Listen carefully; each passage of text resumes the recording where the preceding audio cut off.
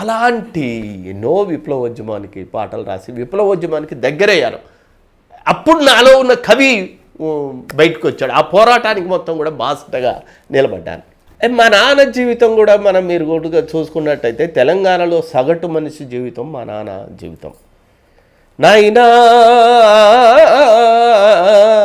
నీ మట్టి కాళ్ళకు దండమే ఓ నాయనా, నాయనా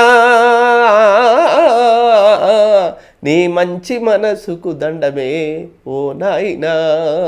గొరుకొయ్య గొట్టంగా నాగల్లు గట్టంగా సాలు ఇరువాలేసి ప్రాణాలు వెట్టంగా నెత్తురింకి నేల ఎర్రనాయేనేమో చెమట చుక్కలే ఊట చెలిమెలాయేనేమో ఆకలి తీరదు అవమానమొడగదు పనికి దగ్గ పొలము ఏనాడు దొరకదు. నాయనా